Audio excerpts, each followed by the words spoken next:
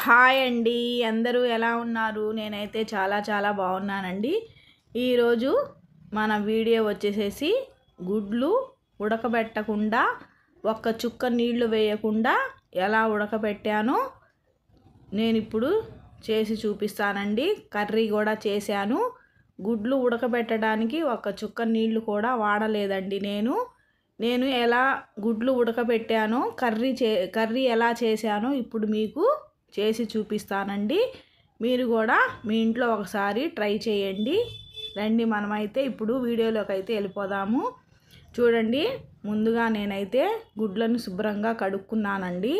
నేనైతే కొద్దిగా చిట్లిన గుడ్లు తీసుకున్నానండి.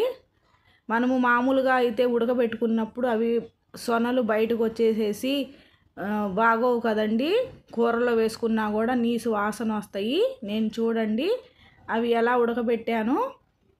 ముందుగా మనం స్టవ్ వెలిగించేసి ఒక స్టీల్ పాత్రలో నీళ్లు తీసుకొని దాంట్లో ఒక చిల్లులు గిన్నె తీసుకొని పెట్టేద్దామండి. పెట్టేసిన తర్వాత ఒక చిన్న బౌల్లో కొద్దిగా వాటర్ తీసుకుందాము. దాంట్లో ఒక నిమ్మకాయ చెక్కని పిండేసుకుందామండి. చూడండి, ఈ విధంగా నిమ్మకాయ చెక్కని పిండేసిన తర్వాత మనమైతే గుడ్లను చక్కగా పేర్చుకుందామండి. ఇవి కొద్దిగా చిట్లిన గుడ్లండి. కొద్దిగా చిట్లిందండి గుడ్డు. మనము మామూలుగా అయితే ఉడకబెడితే దాంట్లో నుంచి సొన అంతా బయటకు వచ్చేసేసి అసలు గుడ్డు ఆకారమే మారిపోతుంది కదండి. ఉడకబెట్టిన తర్వాత నీసు వాసన కూడా వస్తుంది. కూరలో వండుకున్నా సరే నీసు వాసన వస్తుంది కదండి. మనం ఒలిచేటప్పుడే మన చేతులు కూడా నీసు వాసన వస్తాయి. నేను అలా కాకుండా గుడ్లు ఉడకబెట్టినా సరే సొన బయటికి రాకుండా చూడండి నేను ఎలా చేశానో. నీళ్ళల్లో వేయకుండా స్టీమ్ చేశానండి. ఆవిరికే గుడ్లన్నీ ఉడికిపోయినాయండి. సొన కూడా అసలు బయటికి రాలేదు. కొద్దిగా చిట్లిన గుడ్లండి అవి. చూడండి, మన గుడ్లు అయితే చక్కగా ఉడికిపోయినాయి. చూడండి, ఆవిరికే. మీరు కూడా మీ ఇంట్లో ఒకసారి ట్రై చేయండి. చూడండి, ఈ విధంగా చక్కగా ఉడికిపోయినాయండి.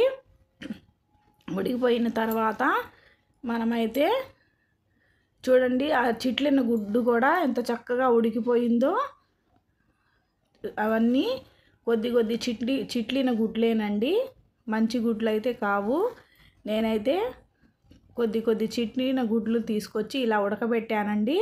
నేను అసలు మామూలుగా అయితే ఆమ్లెట్ వేసుకుందామని తెచ్చుకున్నానండి. ఇలా ఉడకబెట్టాను ఆవిరి ద్వారా. మనమైతే చన్నీళ్ళలోకి వేసేసుకుందాము. వేసుకున్న తర్వాత వీటిల్ని చూడండి చక్కగా వలుసుకుందామండి. చూడండి, తొక్క కూడా ఎలా వచ్చేస్తుందో.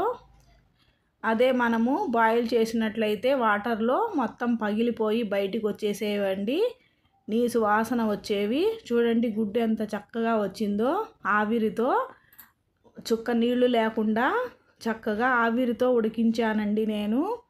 మీరు కూడా మీ ఇంట్లో ఒకసారి ట్రై చేయండి. చూడండి, గుడ్లు అయితే చక్కగా ఉడికిపోయినాయండి. నేనైతే ఈ గుడ్లని కర్రీ చేస్తున్నాను ఈ గుడ్లతో. చూడండి, గుడ్లు అయితే మనవి చక్కగా ఉడికిపోయినాయండి. చుక్క నీళ్లు లేకుండా ఆవిరితోనే మన గుడ్లు ఉడికిపోయినాయి.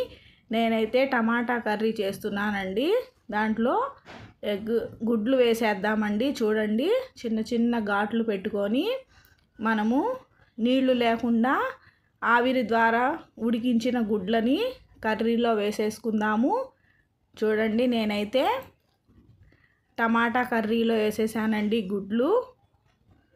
చుక్క నీళ్లు లేకుండా గుడ్లను ఉడికించానండి ఆవిరి మీద. అవి కూడా కొద్ది చిట్లిన గుడ్లండి. చూడండి ఎంత చక్కగా వచ్చినాయో.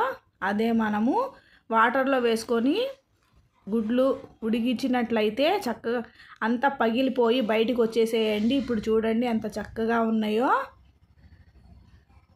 మీరు కూడా మీ ఇంట్లో ఒకసారి ఇలాగే ట్రై చేయండి. మన కర్రీ అయితే రెడీ అయిపోయింది. సర్వింగ్ బౌల్లోకి తీసేసుకుందాము. చూడండి ఎంత చక్కగా వచ్చినాయో. గుడ్ల కర్రీ ఎంత బాగుందో చూడండి. ఈ వీడియో నచ్చినట్లయితే లైక్ చేయండి, షేర్ చేయండి, కామెంట్ చేయండి ప్లీజ్ ఫ్రెండ్స్.